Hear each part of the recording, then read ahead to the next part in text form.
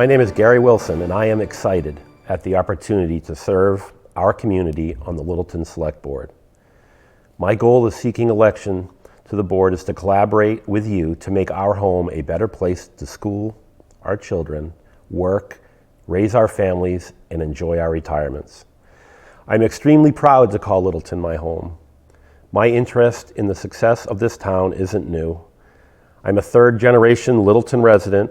I raised my children in Littleton.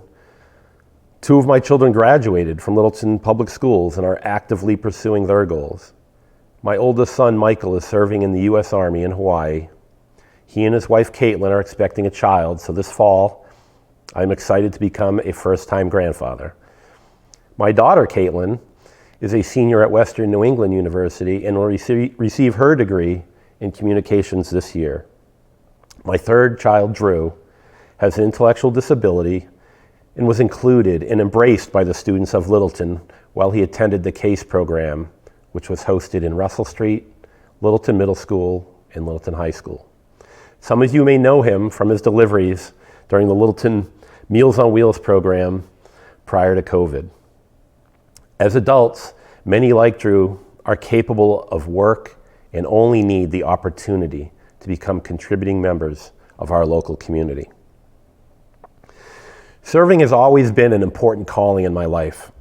I joined the U.S. Army in 1990 and had the good fortune of meeting a fellow soldier and the love of my life of over 30 years, Jody Wilson. I served on active duty for 14 years and an additional 9 years in the Massachusetts National Guard and U.S. Army Reserves, including a deployment to the Middle East. My interest in serving locally began with coaching youth sports, volunteering for both the Miracle League of Massachusetts and the Littleton High School Best Buddies program. After soldiering, I worked for the U.S. Department of Defense as a training specialist and human resources generalist, the Department of Transportation as Director of Workplace Acquisition and Staffing, and am currently working for the U.S. State Department Bureau of Consular Affairs as an employee relations liaison and mediator. Locally, I've been a member of the Finance Committee for over 6 years, have served on the Personnel Board, and am currently serving on the Council on Aging and Disability Commission. I have successfully worked on several pre-screening hiring committees for the town to include the town administrator, assistant town administrator, police chief, fire chief, HR director, health and human resources director, and finance director. It is impossible to address all of the challenges facing our community in a 5-minute speech, but I am focusing my efforts on 3 areas: people, infrastructure, and taxes. First, people. As with any successful organization, it is and always will be about the people. The residents, the people that work here, business owners, the town hall, police, fire, DPW, schools, LELWD, all need to be valued and respected. For those that work for the municipality, you are our most valued asset. You must be held accountable for your work and the people that you manage. As leaders, we must commit to immediately resolving conflict that arises in the workplace, rewarding and disciplining when necessary. We are competing against nearly 400 towns throughout the Commonwealth to attract and keep talented, hardworking people. I am concerned about our ability to compete. Several of our neighbors have twice our population and have resources that simply make it financially reckless to compete simply based on salary alone. We need to develop a standard award and bonus program while continuing to find ways to be a lead in work-life balancing, offering telework opportunities and flexible scheduling when appropriate, while reminding ourselves that municipal employment is first and foremost about serving. Infrastructure. Like many of you, I have concerns about our fast-growing community, our safety, traffic, and affordability to live and age here. We have several sizable projects over the next 1 to 7 years. Directly in our headlights is a new center for our seniors in Human Services Department. Town offices Park and recreation and school administration offices will all need space. Shaker Lane School will either be renovated, demolished and rebuilt, or perhaps the Russell Street property presents itself as an option for more space. Expansion of our sewer district will be critical to our commercial growth. As I mentioned on Candidates Night, every resident should be asking themselves and their elected officials over the next few years, how big do we want Littleton to get? 15, 20, 25,000? As a community, we control our destiny.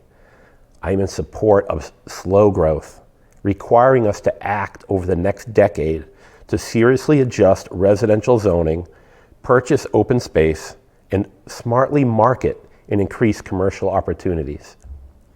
Littleton has a strategic advantage in this area by virtue of its location. This is the formula to help manage growth, slow inevitable tax increases, and offset residential tax burden. Which leads me to my last point of discussion, taxes.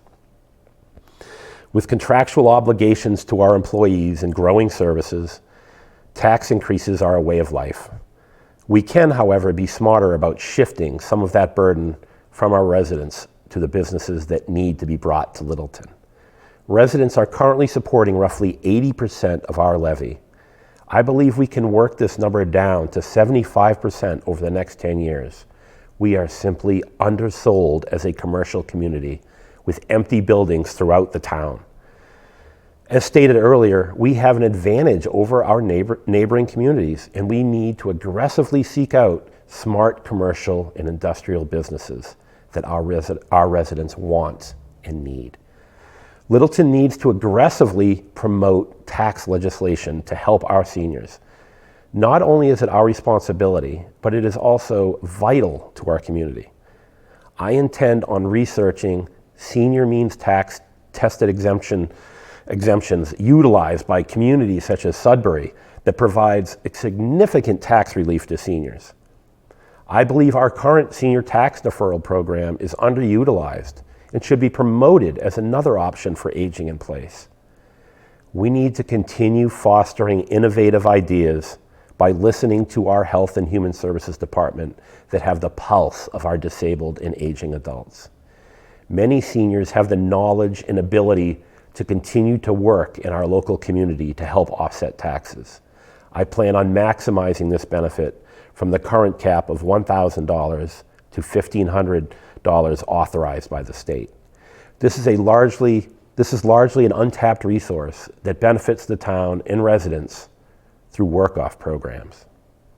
I believe more can be done with our legislators to expand this program even more.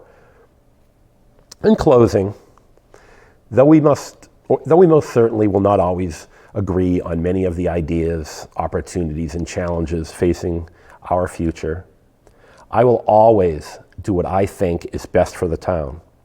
We'll listen to opposing views and make the best decisions with the information available to me. I humbly ask for your vote on May 7th. Thank you.